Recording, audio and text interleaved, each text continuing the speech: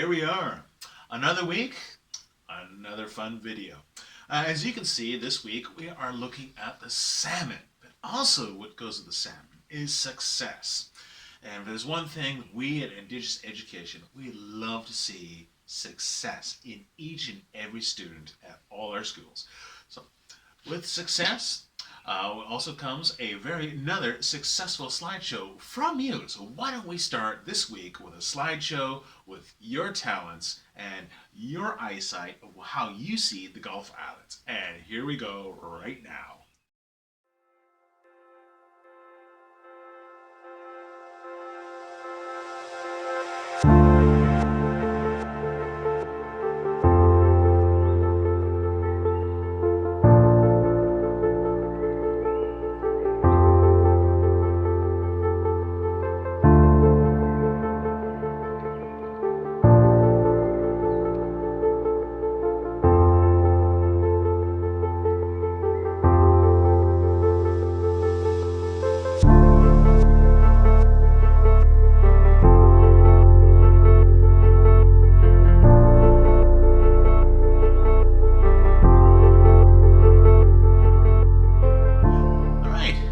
Good job, you guys, and keep those submissions coming. It's always a joy just to see the Gulf Islands through your eyes, and it's really inspiring. Cool. So yes, like I said, salmon is this week's creature, and looking at success. And so why don't we go on upstairs to my wall, and we'll start a drawing there. All right. We'll see you there.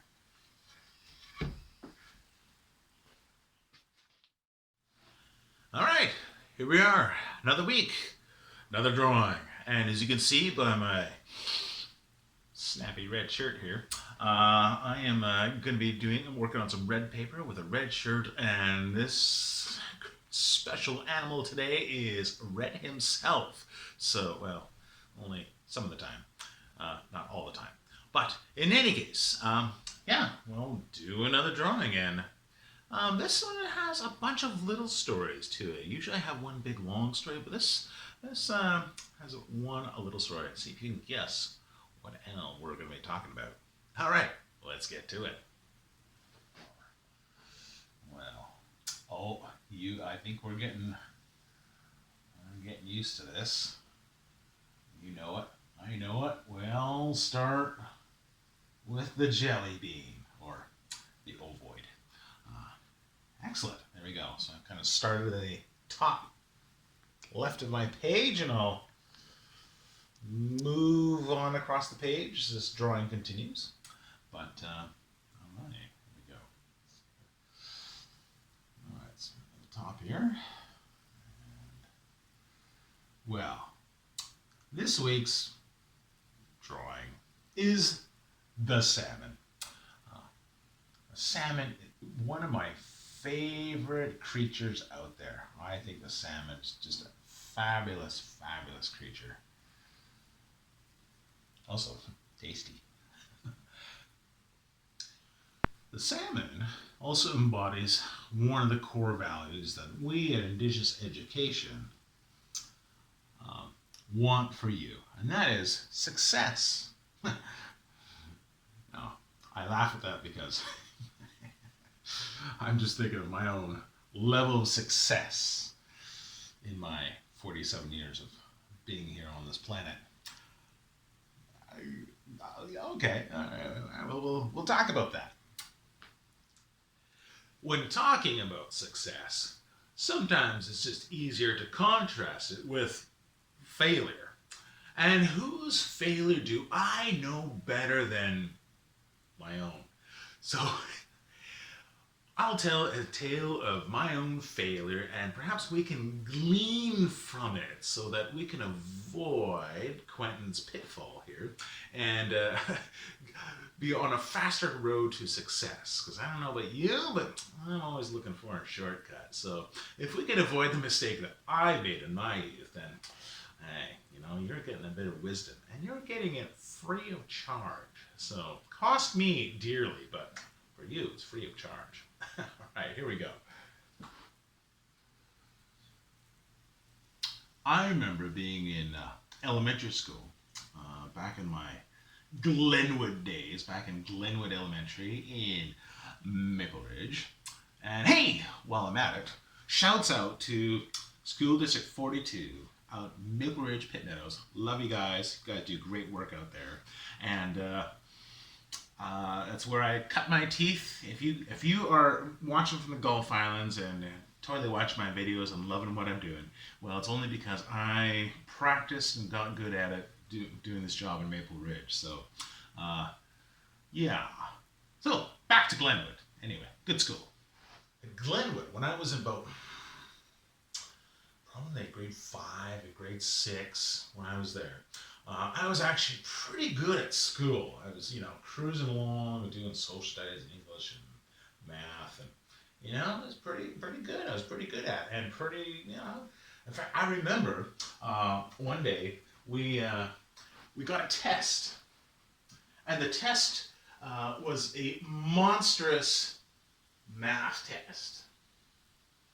We were all forewarned on the Friday, Monday, we're going to have a math test, so get ready. I'm like, and it wasn't just a test. It was like, bam, 100 questions of math, simple stuff, 7 plus 2, or, 3 times 4 is 12, but then it got to that big stuff, like 33 times 742. You had to work that out. And this test, it went on for a long time. And it took a long time. We got into recess, and I think a recess until lunch, the whole time we were just pencils burning across the paper. That's all you heard. It was exhausting. And so after lunch, we marked it. And then we marked it, and out of 100, I got 100. It's like, yeah! So I was pretty stoked, Genius. Einstein, look at it.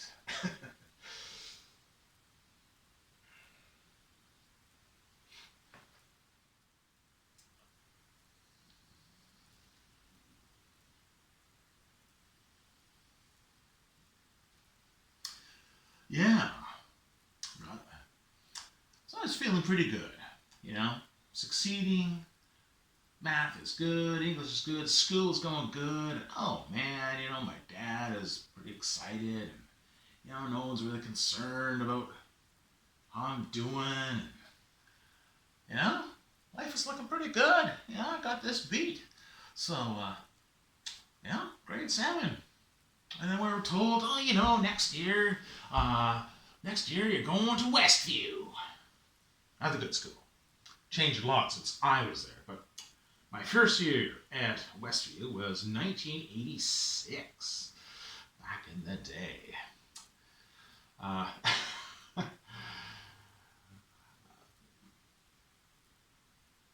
And that was grade 8. So, here in the Gulf Islands, middle school is grade 6, 7, 8.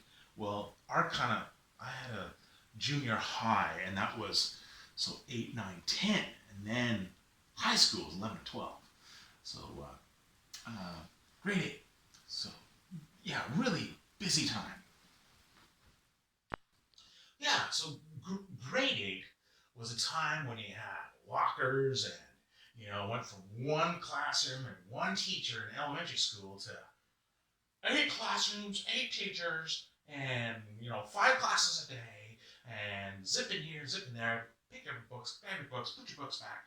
Grab this book, grab this papers, and this bell, and then this room, and from the one end of this, and then there's people in your way. Yeah. I imagine those that are in grade 9, you remember back your first days, probably feels the same way. Overwhelming. So getting grade 8, it was a totally different experience.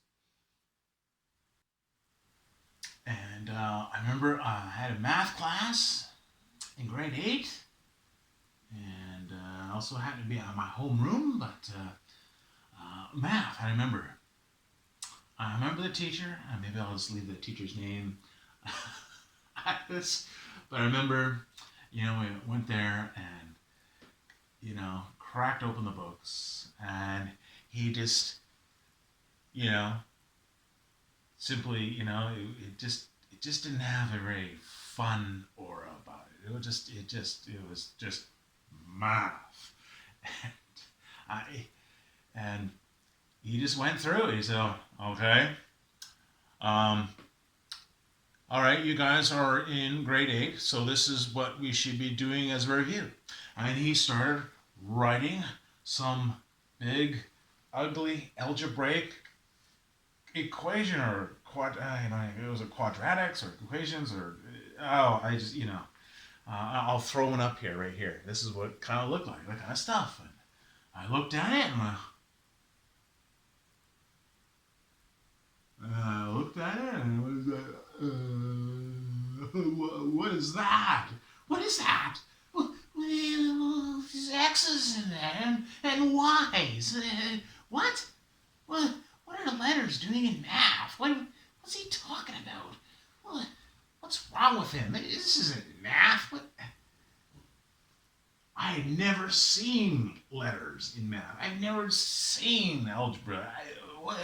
All I know is long division and long multiplication and like, what is this? And so he went through it.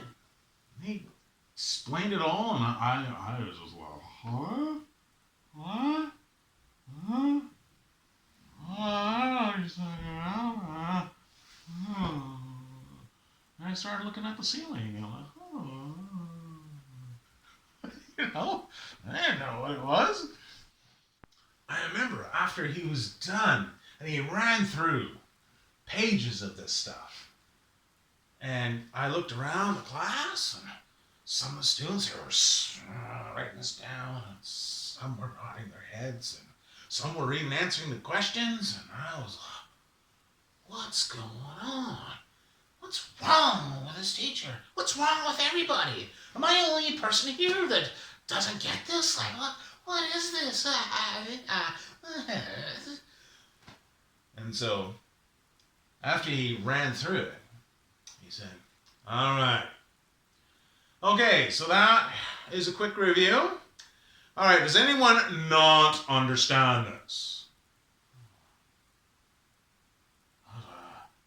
On the inside, I was like, yeah, I don't get this. Like, what is this? But on the outside, I was like, I looked around. No one else put their hand up. Oh my gosh, there's 30 kids in this classroom. If I put my hand up, I'll look like a goof. I'll look like a fool. I'll look dumb. If I put my hand up, everyone's going to look at me and go, Quentin doesn't understand. He doesn't understand. I better not put my hand up.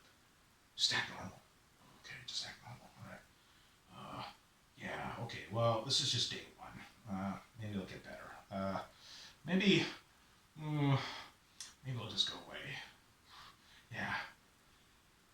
Yeah, okay. Was it Monday? I won't have math till Wednesday. I can survive with that.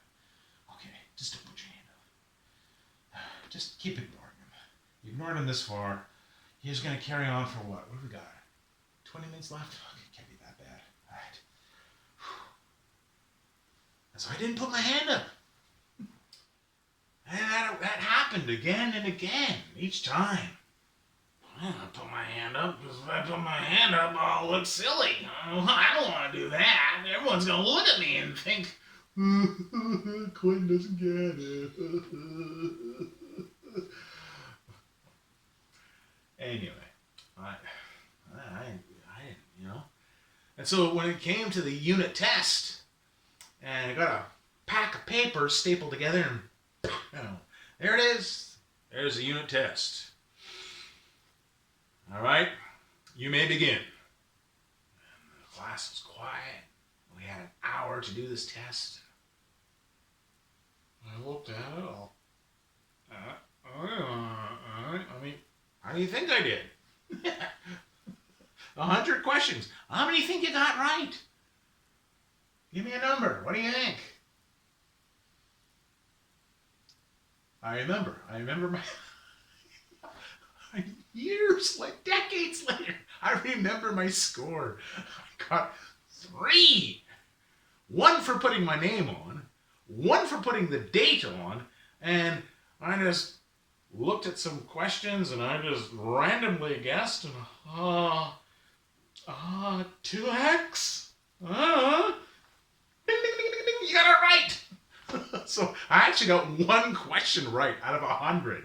Well, I guess, or 100 points worth of questions, but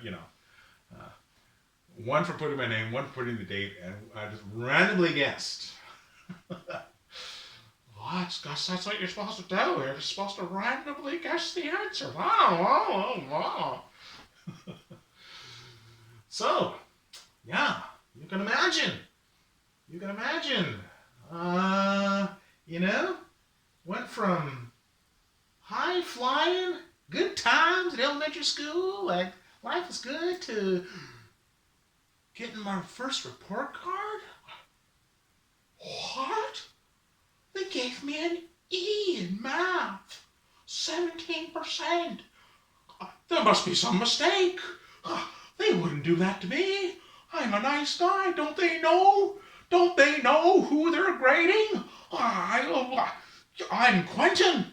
Quentin Harris. I'm a respectable student. I don't get E's. This is impossible. There must be some mistake. No, there's no mistake. The numbers don't lie.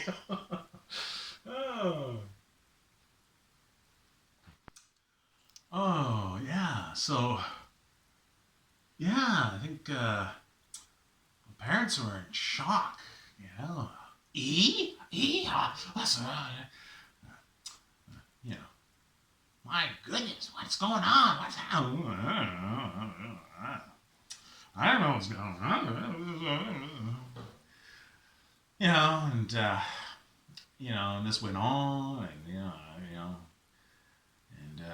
I think my dad, he said, "All right, Quentin, if you need help, just let me know, okay? You don't have to do this by yourself, if you need help, I can help you, all right?" And then he went on and he talked about how, Quentin, you're a smart kid, right? You're my son and you're smart. And I hope you have a parental figure in your life, that you have a big person in your life that's willing to say this. If you provide the brains, I will provide the money. If you want to go to university or college or some sort of further, don't worry about the money. You provide the brains, I'll provide the money. And don't worry about it. And consequently, I will say that if you're in high school, that's why we're here as Indigenous education. We look to grants and scholarships so that we can say, you provide the brains, we'll dig up the money, we'll pull strings and pull bells, and we'll make it happen so that, you get a great education. And that's why, please, don't go it alone. Tell us, I would like to go to such and such a university and take such and such a course and get such and such a degree. I don't know how to do it. So, hey, that's why we're here. That's why we're here to help. So we're glad to help you with that. So, all right. And this went on, Next report card, D. Next report card, D. And, after E and a D and a D, I think it was time. It's time to have a discussion. And I just couldn't deny it anymore. I was bombing math. I just out in left field. I'm the baseball player that's out in left field, and I'm like, picking the daisies.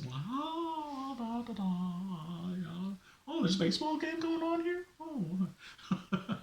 You know, I mean, totally clueless about it, you know, and oh boy.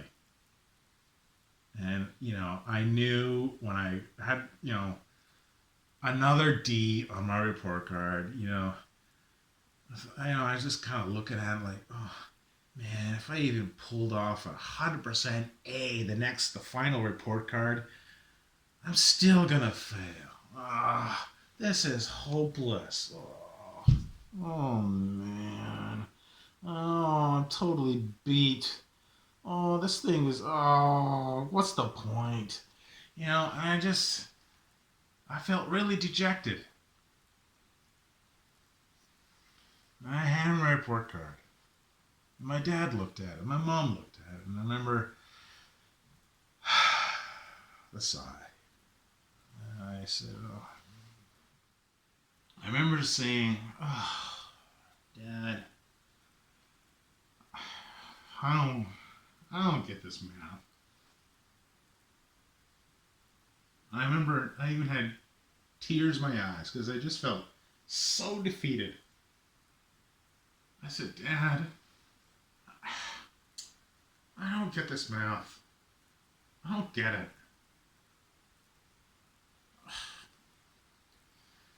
I need help." He said, "What?" I said, I don't get this math. I don't get it. No, no, no, no. What did he say after that?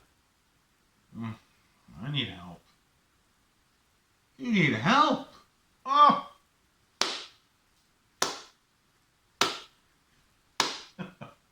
What? Why are you clapping for? I remember it, yeah. He was clapping. I said, what? He said, "Oh, son, I have been waiting for you to say that. You need help." Well, yeah, son, here we are. It's, you know, you've had September, October, November, December, January, February, and March. 7 months for you to finally say, "I need help." Oh, Quentin. That's, you know, I'm proud of you. You are? I just totally failed. Quentin, it's more important that when you struggle, that you reach out for help. Okay. So, help. All right. We can do that. I happen to know a guy. We'll get a tutor. A tutor? What's that?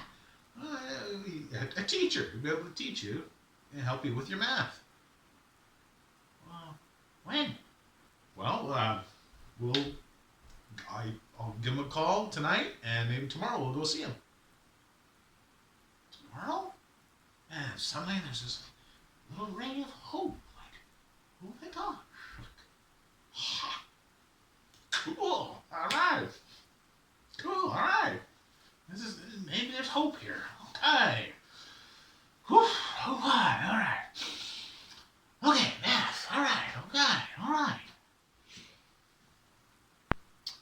Well, I still remember. It was Mr. Hansen. Yeah, Mr. Hansen.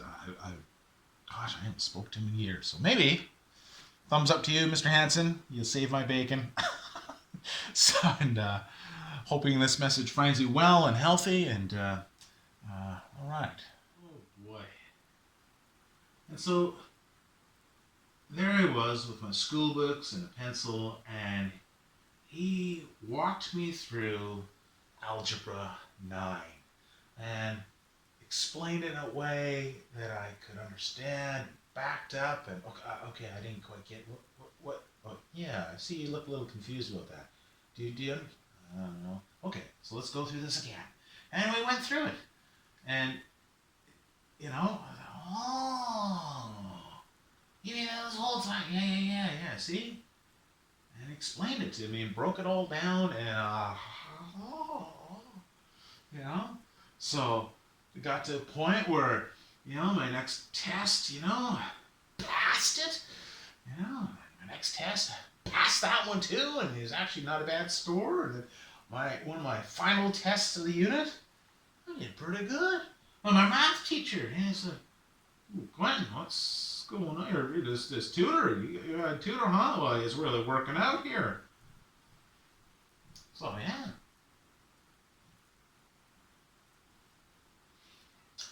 So, by the end of it, I had to go see my math teacher. He says, Quentin, this is, I got some bad news and I got some good news. What do you want first?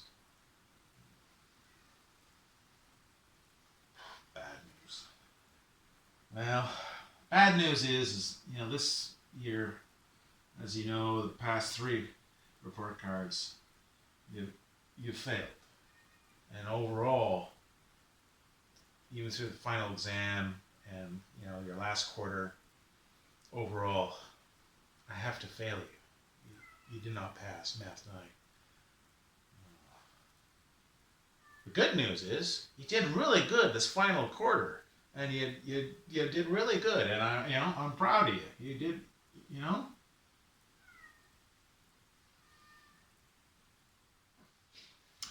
Well, so consequently, I did fail.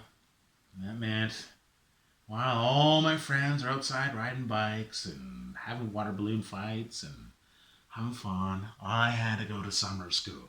Whoa, summer school. No fun.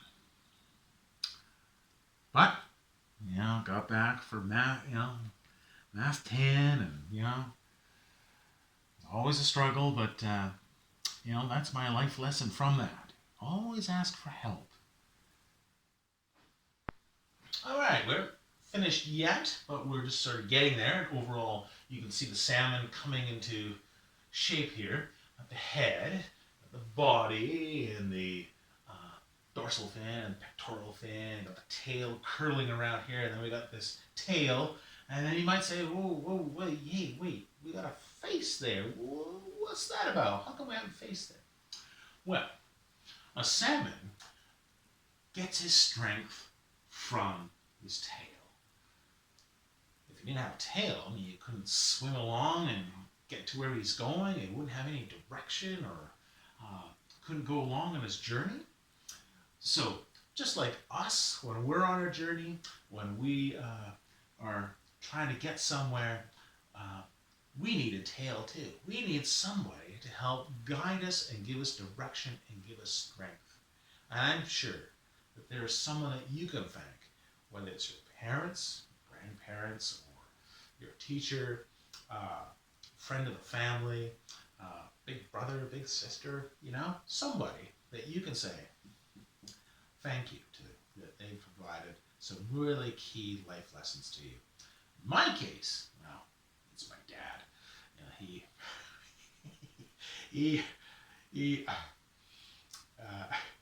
gave me the freedom to experience the pain of failure.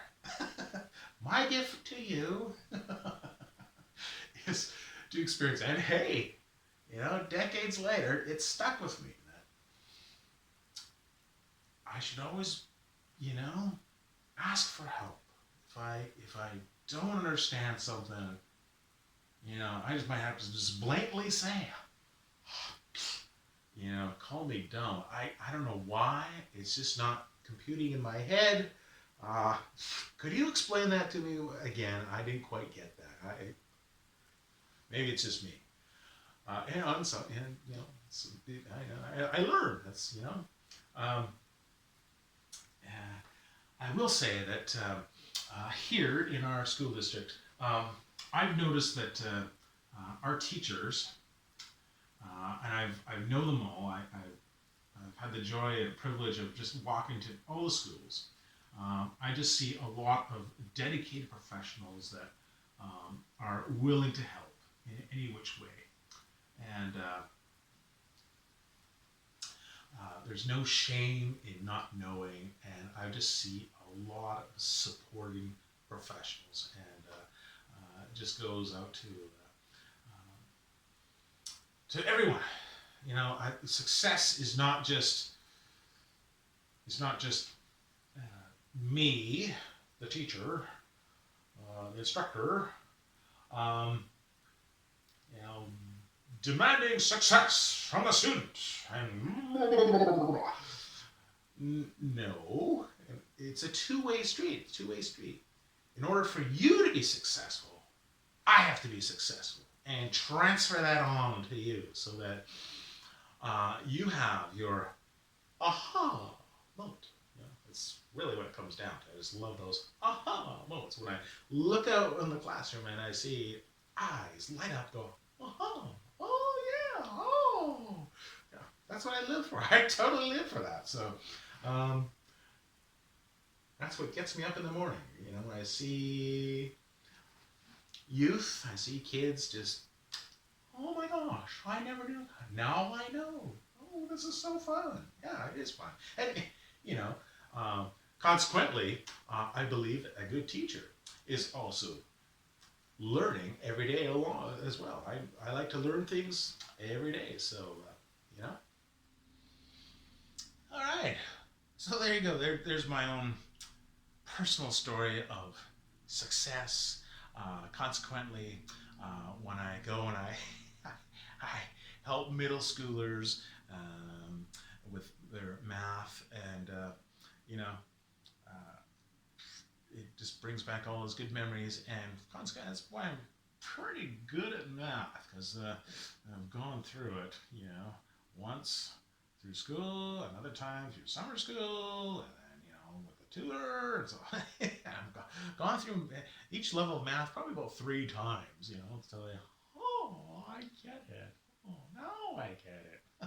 It's just who I am, you know. I'm great at drawing pretty pictures, but, you know, the math and the science and the covalent bonding and ionic compounds. What? But, you know, we all have our strengths. And I think that's something else to be wary too. Hey, we all have our giftings and talents. We're all individuals, and we all have a story. Um, so much so that I was talking about this with a fellow teacher over on Main Island, Megan, and we were talking about this on the boat. You know, what success looks like, and I had this great little discussion about it, and we came up with this idea. I came up with this quote, and I'll throw it up here right now, and there it is.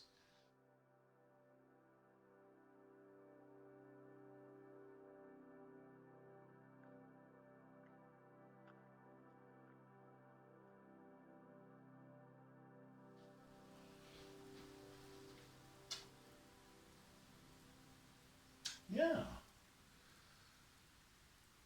So it's important that we get to know each and every one of you, and that there's all kinds of factors that go into each and everyone's success and what that looks like. One of the things the salmon teaches us is practice. Practice. If you've ever noticed out there, maybe you've been lucky to just look off island as you're down on the beach, your favorite beach or your favorite spot, to look out on the ocean, whether you're looking at Captain's Passage or Trincomalee Channel, or looking out there in the Salish Sea, and you happen to see a salmon jump, which is so cool, which just makes me want to get my fishing rod. If you see a salmon jump, he's practicing. He's practicing. He's doing that because he knows, or actually probably she knows that in her journey that she has to fight up the current, and there might be trees that have come down or logs that have come down across the channel, or maybe a rock slide has come, and now the river is blocked, and they have to jump over the log or over the rocks to get to where they need to go to their place of birth. So they're practicing. That's what they're doing. They're out practicing their jumps and seeing how high they can jump, and see if they practice. When they come to that log, come to that challenge in their journey, they say, hey, I've been practicing for this moment. I'm ready. And they jump over the log. They jump over the rocks, and they carry on. So practice. Practice is cool. Believe it or not, I'm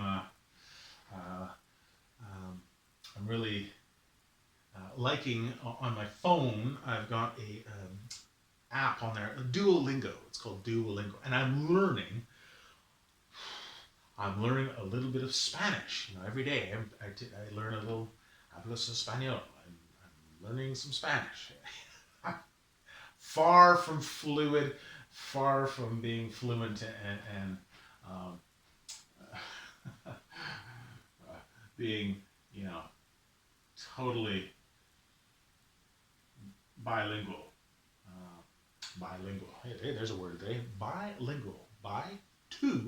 Lingual. Linguistics or language.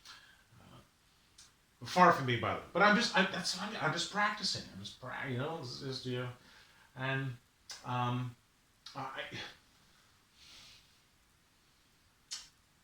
think that was something I had to learn, was this idea that I think through elementary school years and me growing up as an only child, I've no brothers, no sisters, and I felt that it's all up to me, and I can do this, and before I learn this, I gotta have it all figured out, think it all out, figure it all out, research it, plan it, and then once I learn about it, I already know about it.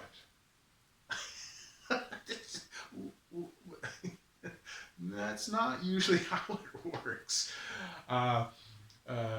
Yeah, so I had to get over myself.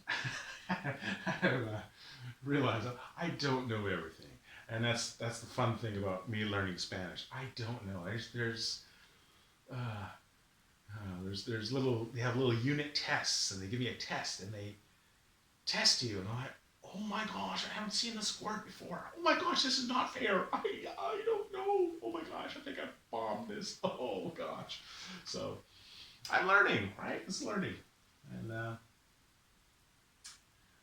it's good for me to do. Good for my brain. So I'm learning a little bit of Spanish, so that next time I go to Guatemala, I'll be able to speak a little more Spanish, hopefully. So shouts out to Guatemala. Love it. And yeah, cool. Okay, here we are.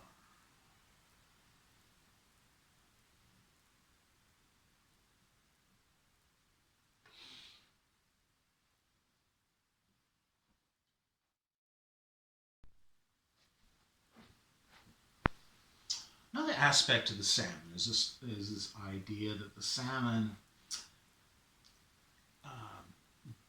grows up as a child and migrates down the river out to the ocean, swims halfway to Japan, and then circles back and decides it's time to come back to the place where I was born, which I think is fascinating. There must be something in this wonderful brain that they have through the olfactory senses or the brain, or not totally clear. Scientists believe it's the sense of smell. The olfactory senses are very sensitive. Wouldn't it be funny if we went to airports, instead of security dogs to smell people's suitcases, they use salmon. They carry on a little suitcase with a salmon in it, and they smell suitcase salmon in the airport. But yeah, there must be something fascinating about this, and because not only did they find the right river to go back up to, but they also find uh, the right branch of the creek. I think it's just wow. It's just so fascinating that they were able to find their way back to the exact spot where they were born. Yeah, I mean, come to think of it, I don't remember being born. I don't know if you remember being born, because I don't remember. It was way back on December 14th, 1972. Well, I don't remember that day, but I have pictures. Pictures of me in a hospital with my mom and dad and picking me up. And yeah, but, but a salmon does remember that day. And interestingly enough, to tie this in, I was born in Salmon Arm. How about that? Salmon Arm, which is Niscontlith country. So shouts out to those in Niscontlith, the Thomas clan, and all my family up there. So shouts out to you guys. And we're where we live, where our traditional territory is very close to a place called the Adams River. Adams River. Maybe I'll even provide some links to some YouTube links to the Adams River, because you gotta just see this. I mean, it's just so beautiful when you see this. Thousands of sockeye salmon in the creeks. They're just red, just like this paper, just red, like my shirt, just red. Oh wow, just all of them looking to reproduce and start spawning, laying the eggs. Cool. All right. So when the salmon come back, they are a grandma and grandpa salmon that they have. Their life's journey is coming now to a close. That they know that their years are behind them now. They know that they are going to be moving on.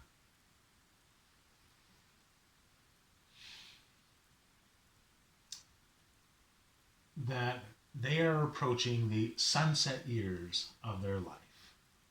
And consequently, that's why the salmon turns red like the sunset, because all their little scales all turn red. Each one of them turns red because each one of those scales, I'll even draw a little scale here. Each one of those little scales is a little jewel of wisdom that sparkles like the scales. A little jewel of wisdom that sparkles, that they're willing to pass on.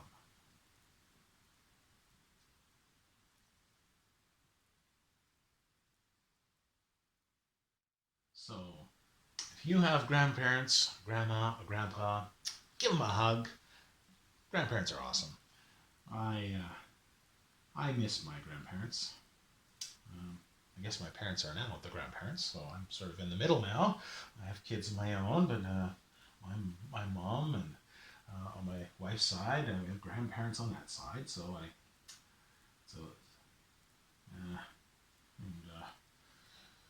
Depending how fast life happens for me, maybe I'll be the grandpa soon. Gosh, not yet. But life goes on. But each one of these scales represents, this idea that there's wisdom to be passed on, and that they turn red like the sun in their sunset years. Another aspect of salmon I find very interesting is that when they grow up as orphans. Mom, dad,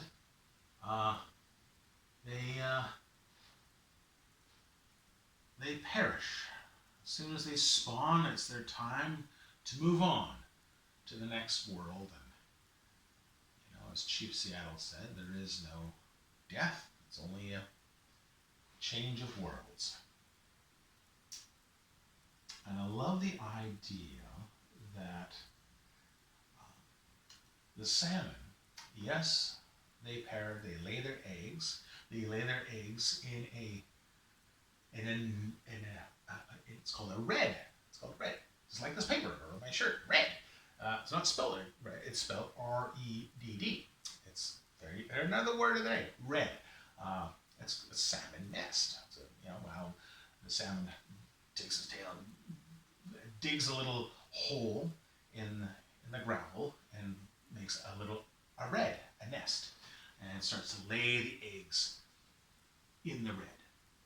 I'm just drawing some rocks here. Now, we know that salmon eggs, they're not like chicken eggs where they're white and they have a hard shell and you crack them. No. Salmon eggs, we know, are different. And I've noticed a lot of classrooms here have the salmonoids in the classroom, which is so cool. So happy about that. And so they have the little eggs. And we'll draw some little eggs here. Here we go. Little eggs in the gravel. So I've just drawn some random rocks here. You can draw rocks too. Just put some eggs wherever you want in the gravel. The salmon perishes. The parents, mom, dad, perish. And their spirit goes on and lives in the rocks. That when they come home, it's the rocks that call the salmon home, that it's time to come home.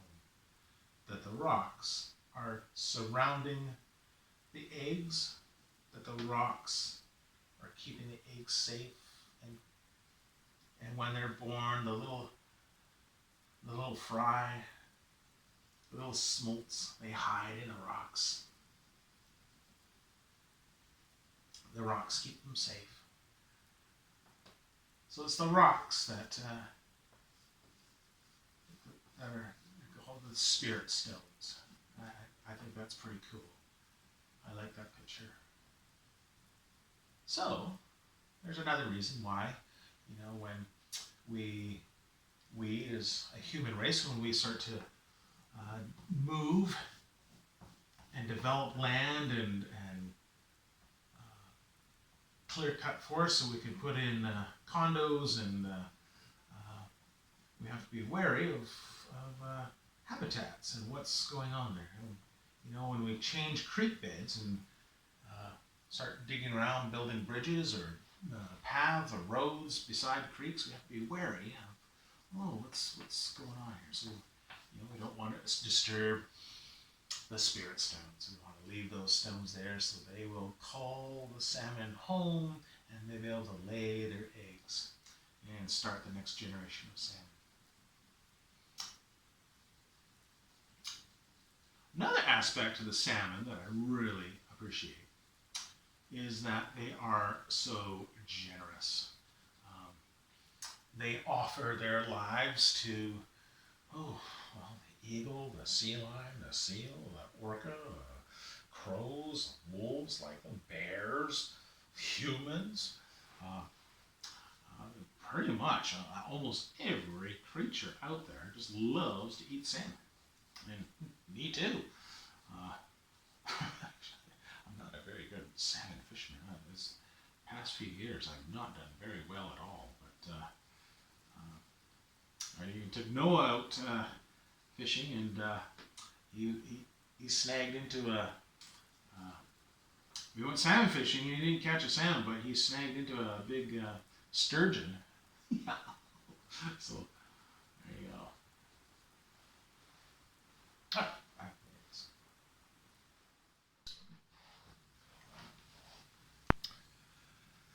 And because salmon, they live beyond themselves, they don't live for themselves, they live to serve, they live to give, they give themselves, even meaning they give their their lives up to help sustain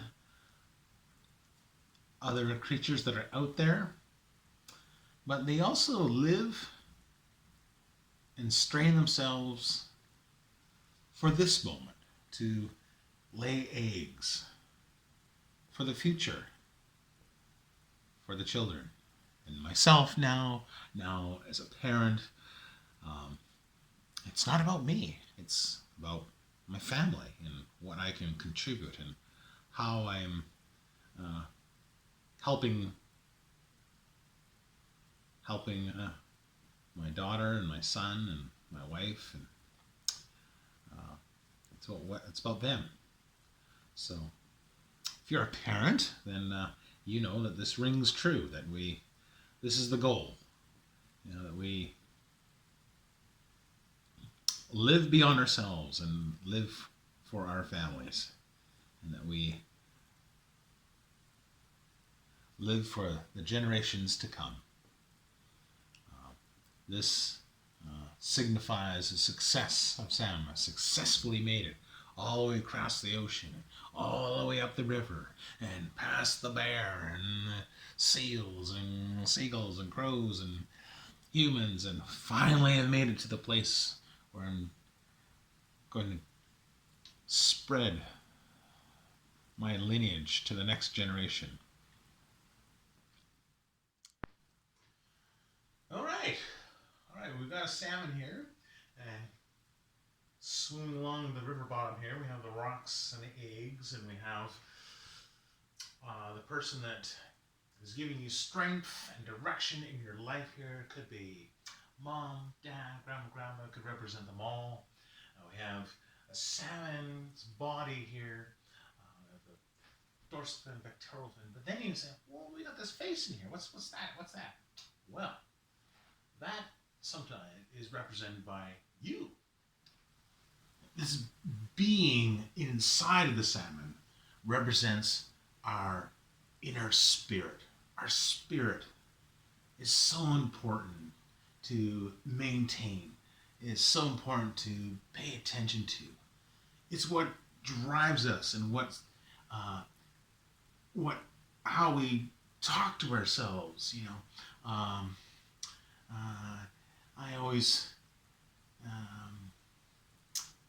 find it so tough, when I do this. I do drawings with students, and I sometimes the biggest challenge is not just doing the drawing, but just being happy with it.